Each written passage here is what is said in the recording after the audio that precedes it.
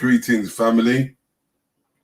We have a special guest in the house, but before we go into the special guest, we want to play you a quick advert, and then we will have our quick dialogue in what we're going to do today.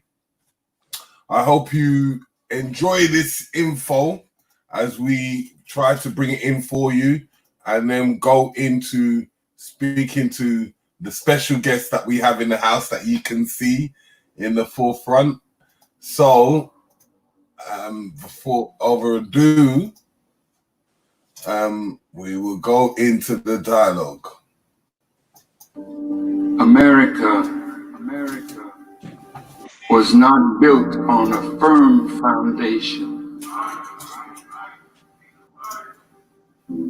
The nation called America was doomed from its inception. How do you build a nation? Killing the native people. How do you build a nation? Bringing a whole people out of Africa to America to be made slaves. This is your foundation.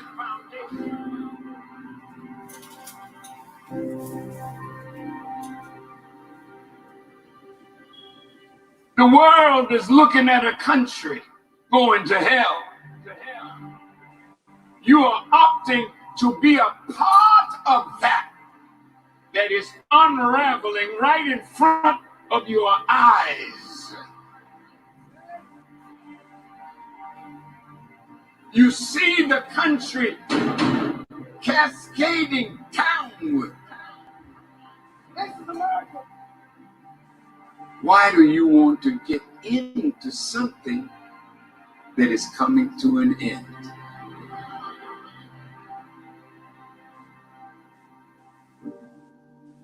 So we are living in the time of the unraveling of this great nation.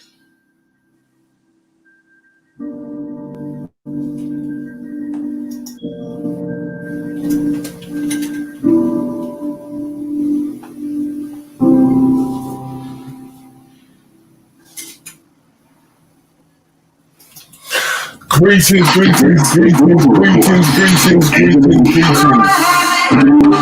on. So listen up. Yes, so I saw that people were upset at Kim and Kanye, and they said that they are insensitive because of these posts. Now, Kim Kardashian posted, "Meet North's Frisian horse. We have 14 gorgeous Frisians on the ranch." Sorry about that, family, but it was just a quick advert. This is Mr. Riggs, Terry Riggs, UK tour guide to the rest of the world, and I have my co-host. What's good, family? Brother Richie here, joining you. Get me talking to the people, bring you another Black Eyes TV production. Happy to be having representation from the NOI today joining us. Very pleased to be speaking to our brother. We've had interactions before, but I'm going to let the brother introduce himself, and then we're going to get into this conversation. So as usual, people, you know the routine: like, share, subscribe, throw your questions up, throw your comments up. Let's get it in. Okay. And we have our special guest and the one and only for Europe, the biggest guy in the world. And I tell you this, I don't even know how to introduce this guy, but you know what? I've learned a lot over the years through Sports Day with the children, through the speeches. You know what? I'm going to make Honorable Minister Abdul Hakeem introduce and explain who he is and what he does within the European region. Greetings, Hakeem. Greetings, dear brothers. Thank you for affording me this great pleasure and privilege and allowing me to speak over your platform. I am student Minister Abdul Hakeem Muhammad, the European Regional Minister of the Honorable Minister Louis Farrakhan and the Nation of Islam. My job is to coordinate the work of the Nation of Islam throughout Europe and by extension into the parts of the Caribbean and parts of Africa. Okay. How have you been so far? I've been very good. Thank you very much. Been very good. Yeah, so we just were going into our dialogue, and you did a beautiful speech yesterday, with the people and explaining of the courtship, as you would say, in forms of relationships and things like that. But today we're going to talk in like the formalities of what's been going on around our environment and how the nation has gone through the pandemic, through the passages of understanding these marches, this George Floyd thing, and just how things are today, this year. Well, because in the Nation of Islam, we're divinely guided and we follow the direction of the Honorable Minister Louis Farrakhan, who we know to be divinely guided by the divine supreme being. And as a consequence of that, the Honorable Louis Farrakhan advised the members of the Nation of Islam to respect the laws of quarantining and social distancing in the countries in which we are living, for the protection of ourselves, protection of our children, as the pandemic and the virus, commonly known as COVID-19, really is a virus that is evolving by the day. The scientists of this world, they don't fully understand what it is. Even if some of them were behind putting it together, then it's gone beyond their capability. We don't speak to that. The Honorable Louis Farrakhan hasn't spoken to that, but he has made it very clear that what is in the world is a very terrible virus, and it is that which, you know, is now in the hands of God himself to use in whatever way he sees fit. So we have been self-isolating in obedience to the dictates of government, because they do not conflict with our way of life.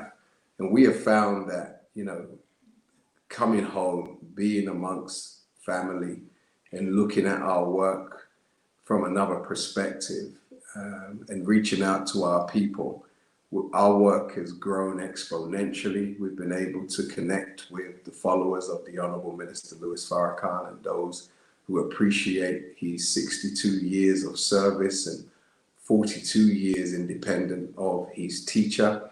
And we have been growing exponentially because the world is coming to the realization that the Honorable Minister Louis Farrakhan has been the most consistent voice that there has been on the battlefield for freedom, justice, and equality, and on the battlefield of truth. We could never thank him enough. And we know that most of those who are on the battlefield of consciousness today, that the large majority were inspired and started down this road by listening to the words of the Honorable Minister Louis Farrakhan via audio cassette, via video cassette, via CD, DVD, or today via YouTube or Facebook or Instagram. As I said, most in the Black community have been ignited. Their consciousness has been ignited by the Honorable Minister Louis Farrakhan. And we're finding now that the majority of those who started on their journey based upon being inspired by his words are now starting to recognize and to realize that we have a divinely guided servant of Almighty God, Allah, among us. And to that end, we're all anticipating what he will have to say tomorrow at 4 p.m. GMT. Which we'll be going live tomorrow and going over, because we like to talk about the before and after, the reflection of the words. And in the words of what Farrakhan has put down in what he's going to push forward, how do you relate to it? Well, I don't know exactly what he's going to say tomorrow. Not exactly what the word on the flyer itself. It says one special word. The criteria. And the criteria. Yeah, It's a deep word. Yeah, of course. But when you ask a man like me a question like that, who is a 100% devotee to the wisdom that I've been blessed to extract and receive from the Honorable Minister Louis Farrakhan for all of my adult life, I'm the type of brother who agrees with the minister before he even speaks, brother. Because I know he is a divinely guided man. And I know whatever he says tomorrow will be that which is guided by the divine supreme being. So I eagerly anticipate what he is going to say, just like you are anticipating what he's going to say. I was blessed to speak to him. He called me on Wednesday. And he sends his greetings of love and peace to everybody who is listening and everybody who is in the European region. And he thanks everybody for their support and encourages us all to continue to march towards true freedom, true justice, and true equality. Yes. No doubt, no doubt. Elder, I know for a long time, obviously the Minister Farrakhan hasn't been able to travel to certain countries, and I remember attending an all-dayer, me and Mr. Riggs, where the NOI was going to broadcast a live speech before, and the police came and shut it down. I know you was doing a campaign to try to overturn that.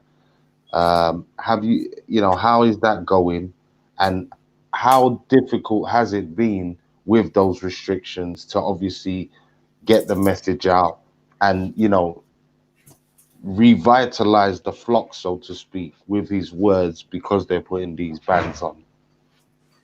Well, if you're referring to the Kennington Park barring of his video and then also saying to me that I can't speak, then we, as promised on the day, we are currently suing Lambeth Council and the Metropolitan Police. So we have had an ongoing lawsuit against both of them for the last 2 years. And we expect to be in court for a full hearing the beginning of next year if the case is not settled out of court between now and then. But it's an ongoing case, and we have been pursuing the case, brother, ever since that injustice was carried out against us. So we're currently suing Lambeth Council and the Metropolitan Police. Yeah. So, Hakeem, I wanted to talk about on the perspective of economics, because I've been hearing many great works that's been in the pipelines, and I've heard that there's something new and a phenomenon that you are actually creating for the NOI. Is there any form of elaboration on what's going on with that procedure? Yes, sir. As you know, we occupied 1 to 5 Hinton Road, the first floor of 1 to 5 Hinton Road, for way over, I think it was 18 years we were there. And the building was subsequently sold, and the area that we occupied is currently under development to be rededicated as residential apartments. However, we are desirous in a contract to purchase the ground floor, the entire ground floor that has been refurbished for now the last 4 or 5 months. And we're in the process of taking possession of it in the next month or two, and are desirous of raising, the next month, and are desirous of raising the capital necessary for us to own that building. We are vigorously pursuing a fundraising campaign to raise £1.8 million for the dedication of a building wherein we will teach and train our people or retrain our people in spiritual enlightenment. And we also would teach the science of business, the science of mating, i.e. male and female relationships, and the science of warfare, how to protect that which you build. So all in the Black community know whatever we have as members of the Nation of Islam, it is dedicated to the upliftment and rededication to our people, wherever they may be and wherever they may be from. And that is our track record and our history. So in your forms of economics, is there anything within it that needs the support and the help for helping you to raise this thing out of the ground to where you need it to be? Well, absolutely. We're hoping that our community will help us to raise the finances because, as I said, for 18 years in that building, we have proven that our community's best interest is at the center of our heart. And we will hope, and we also pray, that if the community knows, which I believe they do, if they support the Nation of Islam, they're actually supporting themselves. Because as I said, the track record of the Honorable Minister Louis Farrakhan is unparalleled in the Black community and even in the Caucasian community. There's no nation that has a leader as consistent as the Honorable Minister Louis Farrakhan, a man who has never bent, he has never bowed, and he is in debt to no foreign government, and he's in debt to no individual. Is a man whose moral standing is unparalleled, and whose focus on our upliftment and resurrection, again, is unparalleled in living memory. So all of the great leaders and teachers and guides that we have been blessed to raise, you know, we have one among us who's been among us, cajoling us, teaching us, training us, encouraging us, inspiring us for 42 years.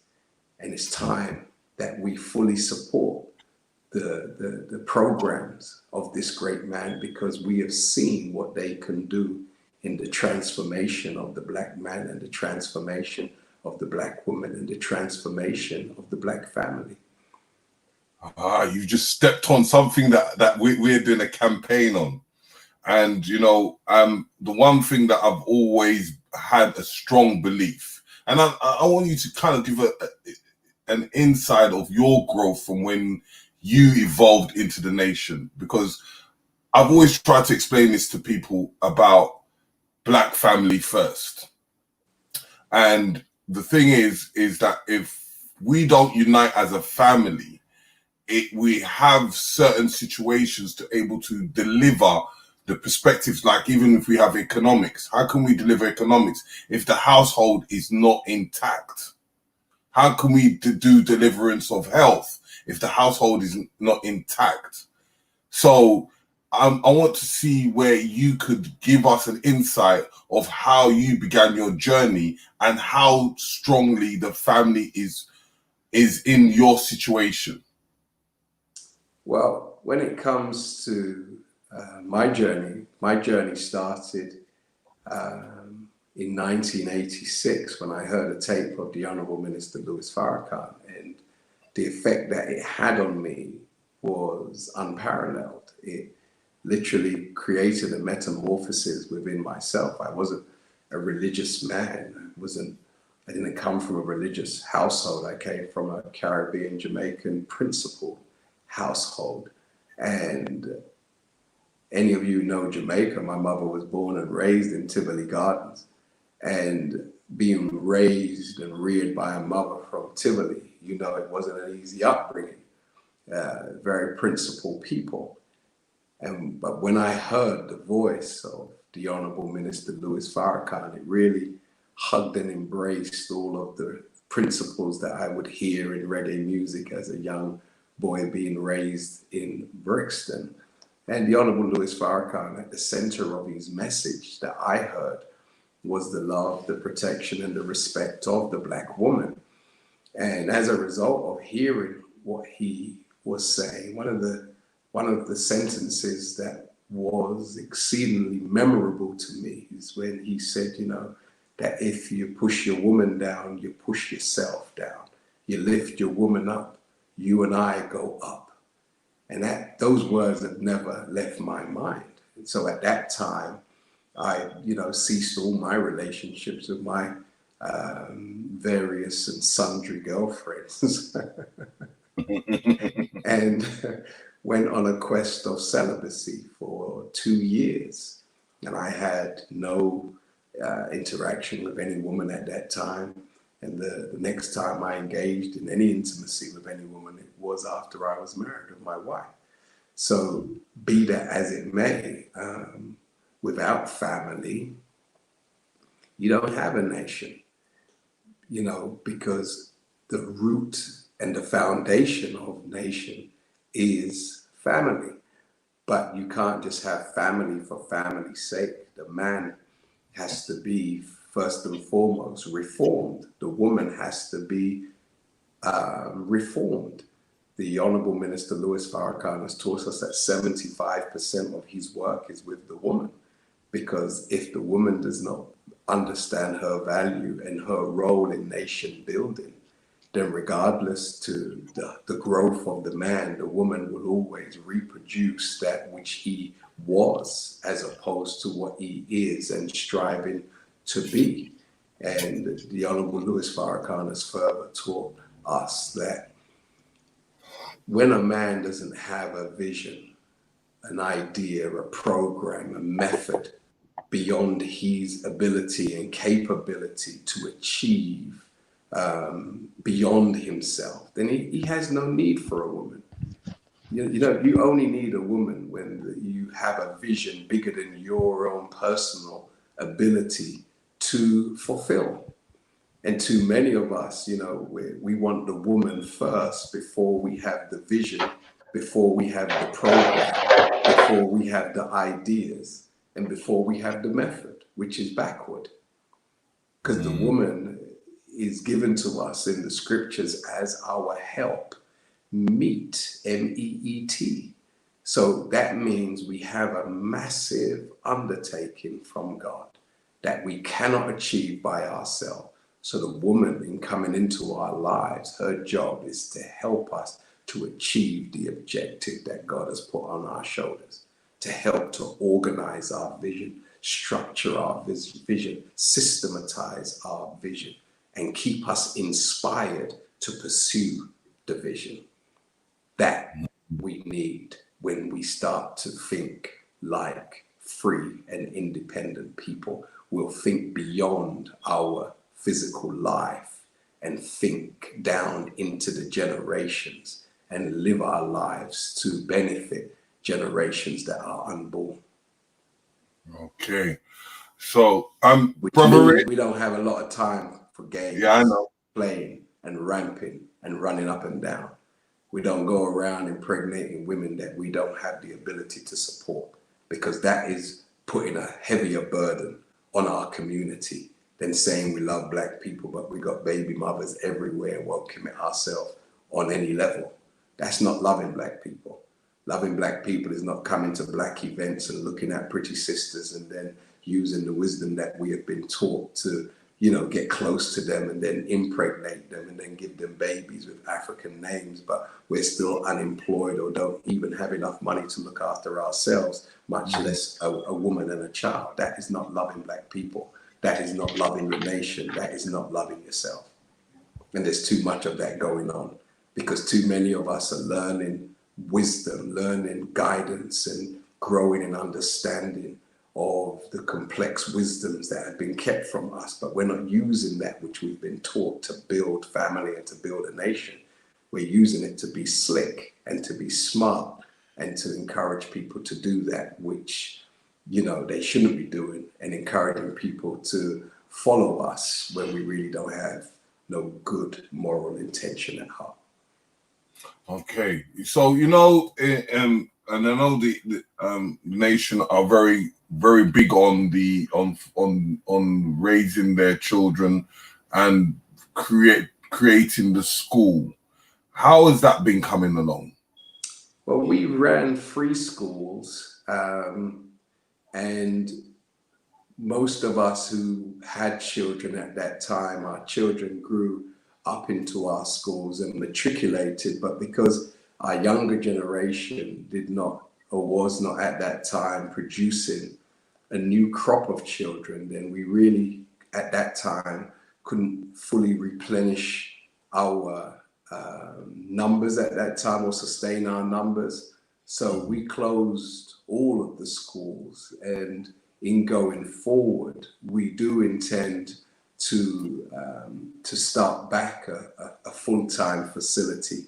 But again, we need the proper resources as opposed to just having a facility for 30, 40, 50 children. We really need to educate our children now on the hundreds and into the thousands, which is going to take a proper budget, and really buy-in from the community, because in order for us to do something for the community has to throw its weight behind what we're striving to do for the benefit of our community. Yeah. So in what's been going on in this after this, because we're now going, it's like we're going into a new era. Yes, sir. And the way you see this country, especially in the United Kingdom, how do you see the nation itself moving forward and interacting with the people?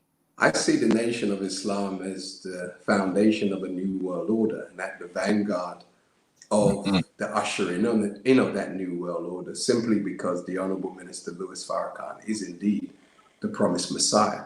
And it is through the promised Messiah that the new world is ushered in and the old world is closed down. So because of that level of belief that I have, I exclusively see, brother, as the new type of human being that will be a divine being and a human God, male and female gods, those whose heads function for their benefit and their advantage, those whose heads on their shoulders carry out the will of God. I honestly believe that the Honorable Louis Farrakhan is an example of a new type of black man that must be duplicated to ensure that we have a world that is the complete opposite of the one in which we presently live. A man who's so different, he becomes so attractive. And because he's so different, he's so attractive, then the more attractive he is the more, if we submit our wills to follow the educational course and moral and spiritual course that he followed, then we can be made in him. This is why when we join the Nation of Islam, we're given lessons. And the first lesson that we're given, we're asked the question, who is the original man? And the answer, and we're given the answer, and the answer is the original man is the Asiatic black man, the maker, the owner, the cream of the planet Earth, the God of the universe. So at the moment, we are at the bottom as a people, but just like as cream is, if you leave cream alone, it rises to the top. And once we have a level playing field, we naturally will rise to our divine position that has been awaiting us ever since the souls of our fathers, trod on the land here in the Western Hemisphere. We're not black, or we're not here suffering in the Western Hemisphere because we're a cursed people. Not at all. We are here to fulfill divine prophecy, because God Allah prophesied in the book of Genesis in the 15th chapter, the 13th verse, that his people would go into bondage. And that bondage would last for 4 centuries. And he promised after that time was fulfilled that he would visit the land in which his people would suffer and be tormented. And we believe as a people that, as we know the history, that as Black people, we were enslaved by Europeans, primarily here. The British Empire sent forth John Hawkins into Africa in 1555. And 400 years henceforth brings us to 1955, which is the exact year that the Honorable Minister Louis Farrakhan came into the Nation of Islam, 400 years after we were enslaved. Now, ever since that time, God has used him as grace, because even though it's our time to rise, you know, we need a man who can teach us in a way wherein we can't say, I didn't understand what he is saying. The Honorable Louis Farrakhan is the most eloquent man who has ever trod on the earth to speak truth to power and to speak truth to a rejected people, a destroyed people. He's the most eloquent of all men. You listen to him speak, babies, young babies, understand and repeat his words and memorize his words. He's the greatest orator that has ever lived. But what does that mean? That means when we're held to account, none of us can say, I didn't understand what he was saying. We have to say, I was too caught up in my own way. I was too rebellious to stop what I was doing to follow what he was saying for my own benefit. So we don't believe we're here because we're cursed. We believe we're here as fulfillment of divine prophecy. And what we have heard from the Honorable Louis Farrakhan is that divine fulfillment of prophecy. And what we will hear tomorrow is not necessarily more warning, but what we will hear tomorrow is the Honorable Louis Farrakhan showing forth who actually has been backing him for the last 42 years. Because we're gone beyond the time of warning. Now we must, you know, come face to face with divine judgment. Okay. In looking at that, right? I've looked, because like we're a platform in forms of unification and unifying. It doesn't matter who we unify, as long as we unify with our people. And try to come together to find the narratives. And the last time I saw that unification in the UK was a few marches of reparations, like a few years back. In now that we're seeing all these new marches and these new things that we've already been doing long before these things have come, how is the nation trying to unify itself to able to connect to the mass within the UK and Europe itself? Because I'm always asking people to come together, which it's not an easy task, but I know it can happen when we have a common goal. In your forms of unification, how are you proceeding in that perspective? Well, we're very well received. I think, as you know, we're very well received. And outside of the United States of America, England is a country wherein more Black people listen to the Honorable Louis Farrakhan than anywhere else in the world other than England. It's America than England. So the minister has a massive constituency here in the United Kingdom. So the galvanizing of the masses of the people is taking place as we speak. But the first thing that always must take place is the speaking of the word and the hearing of the word and the compliance to the word, because us just knowing the word and hearing it is really not good enough. We have to come into compliance with it. And when we come into compliance with it, then and only then can we really unite with a purpose. Because as the old song, you know, used to or says, you know, now that we've found love, what are we going to do with it? So we can attest to the fact that we love Black people, you know, as individuals. But now we found the love. What are we going to do with it? If we're not going to use the love to create an environment wherein we all can live in peace, then we're just having love for love's sake. So the support is already here, but it just has to be organized, and hence the reason why, as I said to you earlier, we are putting together this educational system and institution by purchasing this building wherein we would teach the sciences, not just share information, but teach the sciences of that which will correct much of the imbalance in our community. A place wherein we have problems in our relations, we can go to a place and get counseling from our own. And if our relations can be salvaged and fixed, then we'll have the best people in the country giving us counsel and giving us advice. A place where young people, mid-aged people, elders can come and get the best financial advice in Europe. You know, that's what we're striving to establish, and a place where we can learn not just physically how to protect ourselves, but also scientifically, you know, military science, how we can protect ourselves as a people and help to train our young brothers that they may, and sisters that they may avoid going to these prisons for these inordinately long periods of time. You know, to help our young people how to vent their frustrations and redirect their frustrations into something productive, as opposed to that which is destructive and that which is going to cost them their liberty. So the first law of the universe is motion, and the second law of the universe is order.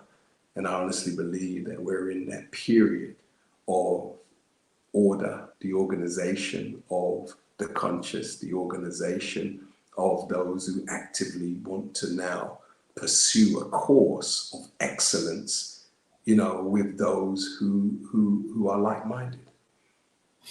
Okay.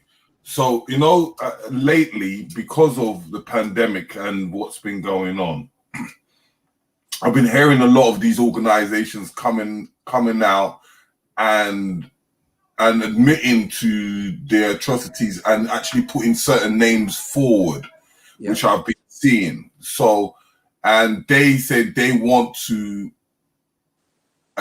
contribute.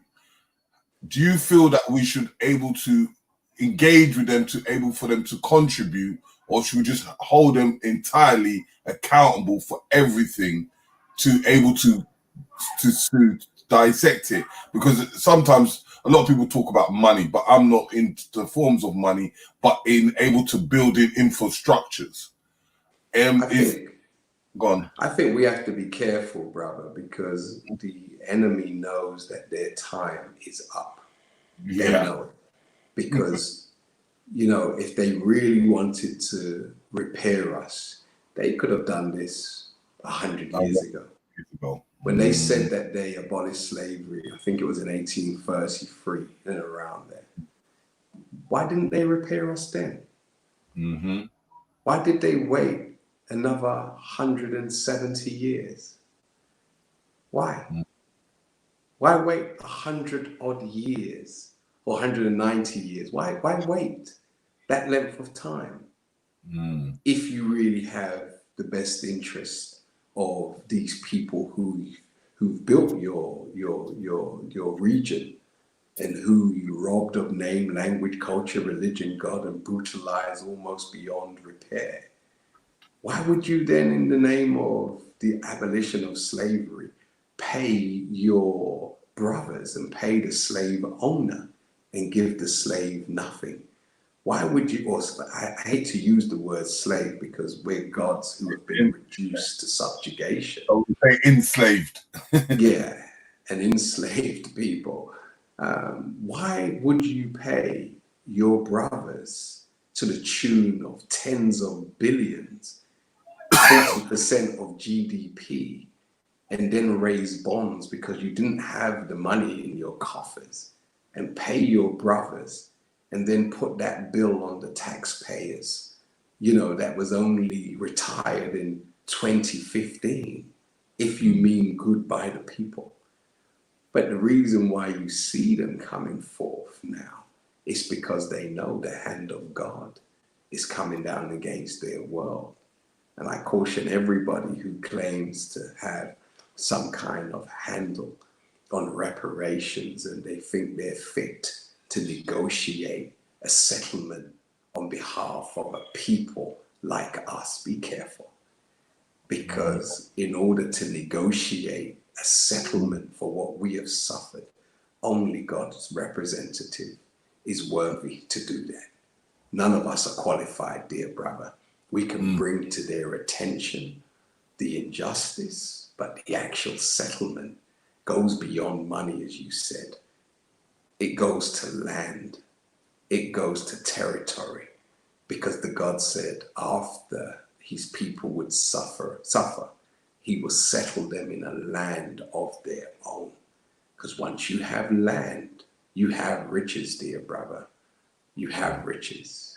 You have food, you have clothing, you have shelter. All of that comes from the land. And if these hypocritical companies and representatives of government were really serious about a settlement, then they will say, well, let us give those who suffered here under the British Empire, let us give them Birmingham.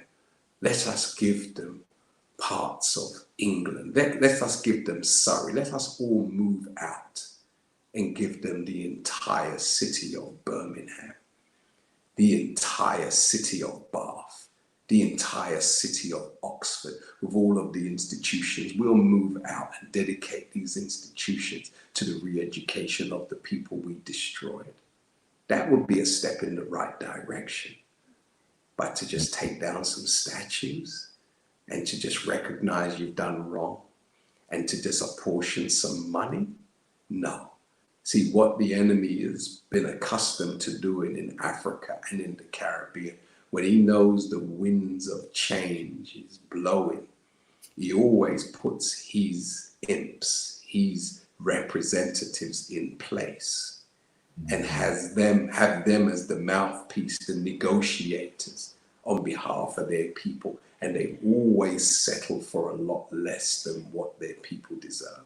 You see this throughout Africa. We've got black people in power, but nothing changes for the common people because they're the puppets of the former colonial master. So us having all of that history behind us, we have to be mindful not to fall victim to the same old okie doke, because we're in a country, the British, who are the wisest of all Caucasian people on the planet. American white man can't do and has not done what this man does. The Most Honorable Elijah Muhammad and the Honorable Louis Farrakhan has taught us that the American white man, he will fool you 95%. But the British Caucasian, he will trick you 100%. That means when he makes you into an enslaved people, he intends to keep you that way, but just by updating the software of our mind. Okay. So He's so sophisticated, he will have us thinking we're free when we're more enslaved than we've ever been. Yeah, go on, Richie. Yeah, I wanted to ask the elder in regards to the Caribbean, because I know you've done various projects on helping people repatriate back to the Caribbean and such, and buy land and those things. But you know, from the Nation of Islam perspective, obviously, what is the role of our African and Caribbean brothers and sisters in this new world order that you talk about, or this new paradigm that we're moving into? Well, to be quite honest with you, dear brother, their contribution is very significant, because you and I, and those of us who are currently living here in the UK, we actually don't have a glorious future here. God doesn't have good plans for this country. So at a certain point, we are going to have to reconnect with our family in Africa and in the Caribbean, and we're going to have to move beyond these shores if we're to have a future, because the future of us as Black people is not here. the Honorable Louis Farrakhan has warned me and us in the nation for a considerable amount of time, but he has asked us to stay here to continue to warn our people and not just uproot ourselves and leave. But he has advised us to prepare yourself to leave the United Kingdom, because God intends to punish her for her evil sins that she has done. And most recently, when they set their mind to prevent him, the promised Messiah, from coming and helping his people after they destroyed us, he desired to come here to help to rehabilitate us, and they stood in his way. They got a hell of a price to pay for that, brother.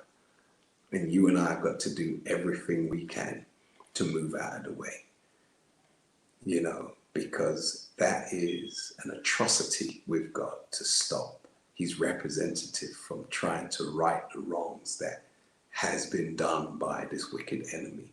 So we would encourage everybody to do their best and connect with Africa, connect with the Caribbean, connect with your people in Asia, connect with your people in the Middle East, because some of us, we just go to Egypt on tours, but Egypt is a place to more than just tour. Because if that's where our ancestors built one of the wonders of the world, then why are we overlooking that part of the world? We're not subjected to just Africa and the Caribbean. The world belongs to us, dear brother. And we have to become more of a traveling people, because you will find the more we travel, even though I know we're locked down at the moment and very limited, but the more we travel in the Middle East, in the Far East, throughout Asia, we will find that we're a lot bigger than Africa and the Caribbean, because there's a reason why, you know, you can see the imprint of our ancestors throughout Asia, throughout the Middle East. You know, it's because we ruled those places. You know, we ruled, you know, Iran, Iraq. These places were ours. Saudi Arabia, Egypt. We ruled these places. And if our ancestors once ruled these places and knew the entire planet, we knew the earth back then was 57,255,000 square miles. We didn't want to live here. We chose the best part for ourselves. And the best part is in that Middle Eastern area. And that's why we call the capital of Saudi Arabia Mecca, because Mecca was the center of civilization for us as a people at one time. The fair-skinned, light-skinned Arab who you see there now, he's not the original owner for that place. And he won't be the owner of it in the future. But it is for us. As first steps, yes, we can repatriate to the Caribbean or to Africa, but don't get too comfortable just with those places. Those of us who have suffered in the West, our job is not to suffer the way how we suffer, just to go back to Africa and the Caribbean and do rebuilding again. Allah God wants to move people out of land for us that is already built and is already modern and is already sophisticated. He's just going to move them out of the way, dear brothers. Mm-hmm. I hear that. We're a blessed people because our ancestors paid the price of suffering. We're living in the time where we will reap the benefits of their suffering. And the reaping of the benefit is not to rebuild anything. It's to hear the divine moral guidance coming from God's servant and bring our lives in line with it, in accordance with it.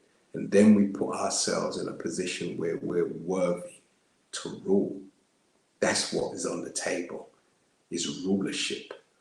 Allah God says in the Quran that he takes the kingdom from whom he pleases, and he gives the kingdom to whom he pleases. And it just so happens that it pleases us, that it pleases him, that we have the kingdom for a season. So he can see if we can rule better than those who are currently there? You've got to look at the current rulers and say to yourself, I can do a better job than that. I know you say that. And if you've said that, and we have said that as a people, well, supposing God gives us an opportunity, which he is poised to so do, will we rule the masses like how they rule? Or will we be more just? Will we be more equitable? It remains to be seen, but we will get our opportunity. Definitely. 100% hearing you on that. And I like the fact that you stress the fact that we need to be a traveled people. Yes, sir. Because we are global. And I think that's something that I think we in the UK, obviously being from a smaller island, we're used to traveling a lot more. I think our brothers and sisters in the US, because they're on a bigger landmass, maybe suffer from traveling less globally. But I definitely think that's an important message to get out to our people.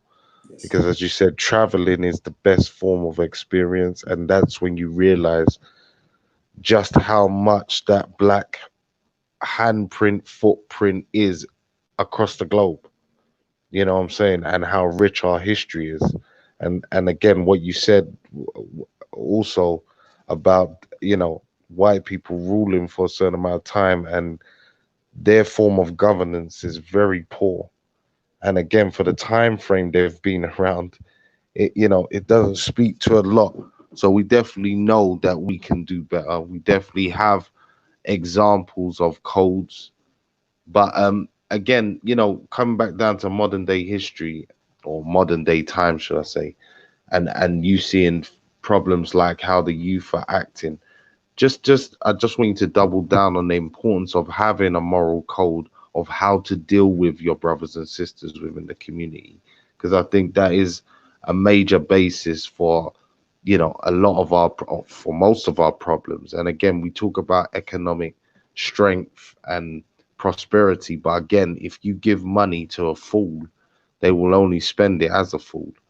So just speak again to the importance of that moral code in the community and the need for it. Well, the Before we Honourable go Lewis ahead, Hakeem, before we go Yes, ahead, sir. because I know that you're a very busy man, and I know you need to do certain things. So when you're ready to say, you know what, I need to go and attend another thing, please do say so. Yeah, Okay? I do have someone waiting for me. So I could probably do a couple more questions. Okay. Try and conclude by 10:15. Okay. But I'm really thoroughly enjoying your company, and Okay. I give thanks for the opportunity to share some of what the Honourable Louis Farrakhan has taught me on your platform. I'm very grateful. Thank you. In regards to our youth, the Honourable Louis Farrakhan has taught us that our youth, this generation, is the best generation that we have ever produced. Not just because they are considered fearless, but because their minds have not been indoctrinated to the degree that many of us as adults who finished these schools of so-called education. We've got a lot of brainwashing to do, where many of the young people did not stay long enough in order for their brains to be damaged to the fullest extent. However, it has left a vacuum for them to receive divine guidance, and their ability to actually receive such is what is causing us to lose so many of them to this wicked diabolical system in which they're birthed into. I tried to advise some of our brothers, unfortunately it was after the fact of some of these disturbances that have taken place, that England is a country that is the most surveillance country in the world, and they will provoke our young people for the express purpose of causing them to engage in actions that are born out of their frustration, but are against the laws of the country. And after we fall foul of their laws, even though they provoke us, you know, they sit down in their sterile offices and go through CCTV. And then they end up coming to our brothers and sisters' homes and carting off our babies, the best that we have. Now, we would advise our young people and also their parents that during this time of COVID-19, during the time of the pandemic, this is the time to sit down and double back and really do your best to try to humble yourself as a parent. And don't act as if you've been the best parent and your children just don't listen. We have all fallen short as parents in some way or another, even those of us who are striving to help our people. Have we invested enough time in our own families? Are we running around a bit too much? Do we need to take stock and say, you know what, I need you to slow down, and I need you to not just take my children to the park or go and watch a movie when somebody else is influencing them, but let's sit down. Let me get to know this person who has come from my loins. Let this person who has come from my loins get to know me. Let me allow them to ask me any question they want to ask so that they can get to know me, so I can be an influence in their lives. So if we as men and our women as women actually sit down and have honest and frank conversation with our children and atone with them in areas where we have been wrong. Because as parents, we have all made terrible mistakes, not deliberately for the most part, but we've all made mistakes in the rearing of our children. But if we sit down with them, if we go through a process of atonement with them, and we humble ourselves, and even if they want to get a bit animated, we humble ourselves to allow them to give vent with a view of clearing the air so that we can connect as real family. Because I don't think, even with the best of us, that we've really connected with our young people and our children to become real family. But once we become real family, where we actually trust each other, confide in each other, and have replaced, you know, the frustration, the anger that's been held in, the unanswered questions that we've buried inside of us, I believe that will be the foundation of reversing the negative trend amongst our young people. We as parents have got to atone with our children and take the time out to so do. Because as I said, most of us are just busying up ourselves so much that, you know, the fruit from our own loins is getting caught up in this diabolical system where I don't care where your children are, you got to go and look for them. And you got to put some things on hold to try and connect with them and try to reverse whatever bad feeling or negativity that there is within our own families. I think that's where it starts, dear brother, is with us as mothers and fathers. And if we as parents who might not get along the best, and because we didn't treat each other the best, if we can have honest conversations and humble oneself, the humility is the key. And we struggle with that as men because we're creatures of power and nobody can tell we're nothing, we are top. We're, you know, we're there. But if we can eat some humble pie, which I don't say is easy, but it is necessary, then the process can get past phase 1, session 2, session 3, and we can be on the road to rehabilitation and the revitalization of our family, and then we can start building real nation.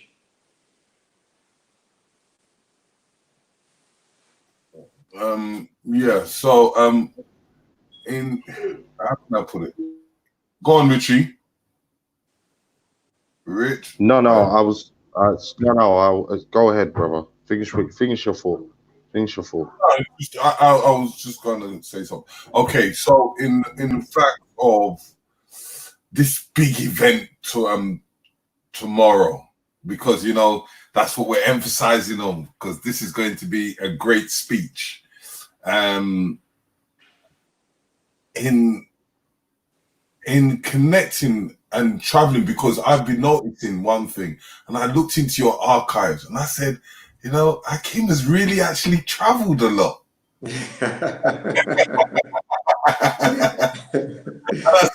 You move over there. You was moving amongst the some of the celebrities, the music artists, and things like that. And then it just made me recollect when we met in the Raheem Devon event. Right. I wanted to know, what kind of things are you doing within the UK? Because this is where most of these youth are. Do you engage within the UK music scenery itself? And do you engage with some of the people to carry in that word within themselves, because they have the biggest voices at this precise moment? What do you do as the nation? Do you lot find ways of getting into that market?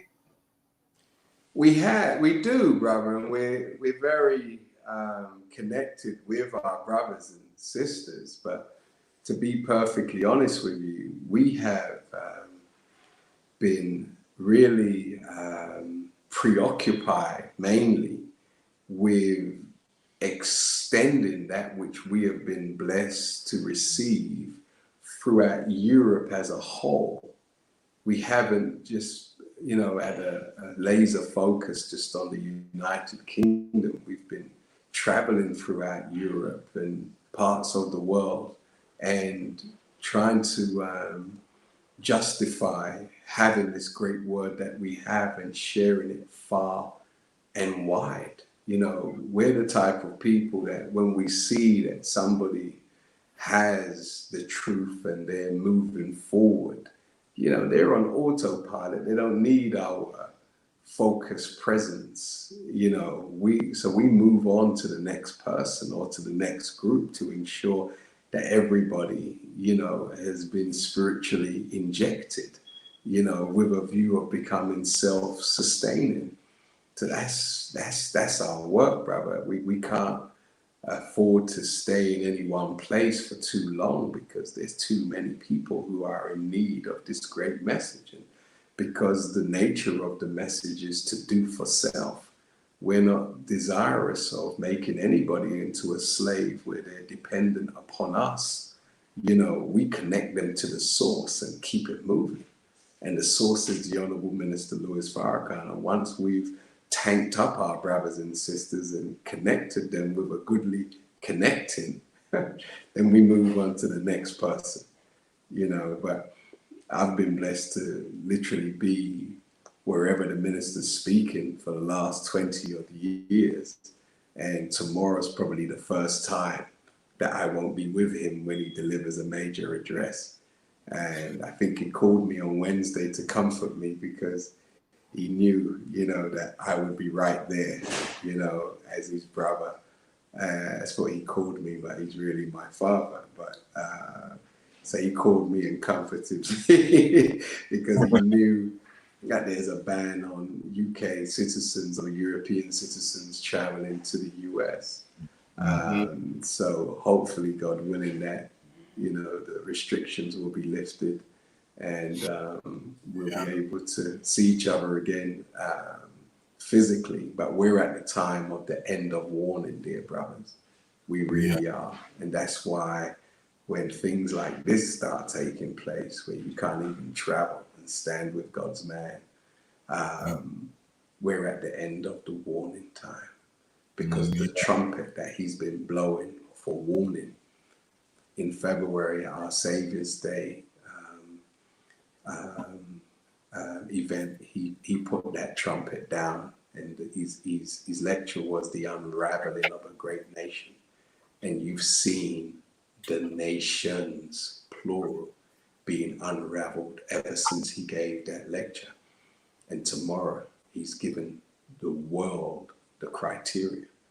So we're in times that are of biblical and Quranic proportion, because we're in the volume of both of those books, and those books have to be fulfilled so that they're sealed up, so that we can go into a new world with a new book, with new guidance, with new wisdom.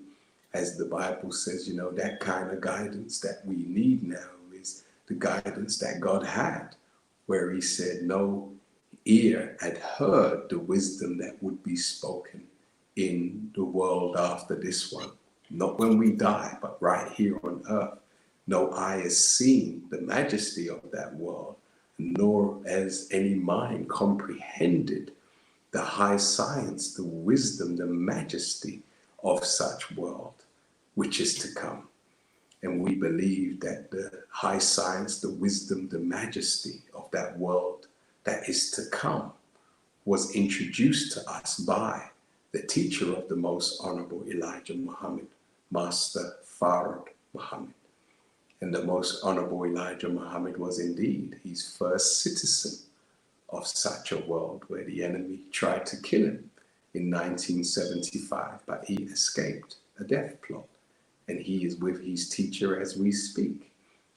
And we honestly believe that the Honorable Minister Louis Farrakhan is their representative and witness bearer of the majesty of these two men, and the divine position that they hold, and the tremendous power that they exercise.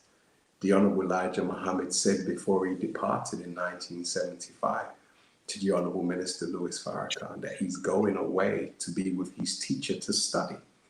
And he said to him, brother, the next time you see me, the power that I will be exercising, if I didn't tell you that I wasn't God, you would be found worshiping at my feet. So we speak or read in the Bible about this man Christ, who was given all power, that God turned all power over to him apart from the power of himself. We believe that the most honorable Elijah Muhammad is in that exalted position, enjoying that level of power. And he's inviting every last one of us to be joint heirs with him. Because the power that he enjoys and the power that the Honorable Minister Louis Farrakhan enjoys is not just for two men. It's for a nation of people who bring their lives in line with the divine instructions of the divine supreme being, who has declared, behold, I make all things new. He's desirous of making a new black man and a new black woman and new black children, the like of which Caucasian people will never rule again in the history of the world. They will never rule us again after we're remade into that which the Honorable Minister Louis Farrakhan has been made into, because we can't romanticize the fact that if we were the people we should have been, there's no way Caucasian people would have rolled up to Africa with a ship and just done what they did to us. We had some growing to do. And now we've done the growing. We can now protect ourselves and our people into infinity. So we should stop romanticizing about what we were and what we had. We didn't have sufficient defenses in order to protect ourselves from pirates on an island in Europe. But going forward, we have what it takes to protect ourselves and our families going forward. Richie, is there anything you need to say? I just want to tell the people, listen, we got 44 people in, appreciating, and again, thank you again, Elder, for joining us this evening. Thank you. It's been very insightful. Everybody hit that like button, because I'm seeing 28 likes and there's 40 odd people in here. So match up. If you've been in here consistently listening to the Elder speak and you're inspired to hear the minister tomorrow speak, then hit the like button, share this video out, show appreciation for what you're hearing. Understand the black unity and the black family first message that we're promoting here, and understand this is yet another cog in the wheel that we're trying to bring you as to our people's liberation. So that's all I will say. And again, thank you, Elder, for joining us. I hope you can come back again at a later date. And obviously, tomorrow is the big day. So I'm looking forward to hearing what the Minister Farrakhan has to say to our people. Yes, sir. Yes. Thank you very much. And thank you both for your kindness. Thank you for your spirit. And thank you for giving me the opportunity to share words from the Honorable Louis Farrakhan on this majestic platform. Thank you, brothers. Yeah. But if there's any last word you would like to say to the public, what would you like to say? I would just like to encourage everybody to listen to the Honorable Minister Louis Farrakhan by going on NOI.org or finalcall.com radio. Okay. Finalcall.radio will be tremendous. If you can just log on to finalcall.radio, and that would be perfect. Or NOI.org. If you have problems with any of your devices. And we will try to stream it live at the same time as well. 100%. So also Black Eyes TV, tune in. And I intend to be with you tomorrow, brothers, either before or after the minister speaks. That's no problem. Okay. And I will ensure post the minister's speech that some of his representatives from the US will also speak to you on this great platform. Thank you very much, because we need to keep that fire alive and sir. Keep that information flying, because it is our time. Absolutely. You know? So, Brother Rich, have you got last words before we head out? People, once again, big up for joining us. Much appreciated to everybody. Oh, sorry about that. Yeah, much appreciated to everybody, family, for joining us. Come back again, join us. Next week, we're going to have a series of Kemetic shows because we're moving into the Kemetic New Year. So we're going to honor that with a few shows. We're going to have our True Talk Tuesday show dealing with organizations and what is the building blocks needed for it. So tune in then. Look out for the Kemetic shows. Big up again to the NOI for joining us. Look out for the show tomorrow with our brother Minister Farrakhan delivering a powerful speech. Peace. Peace.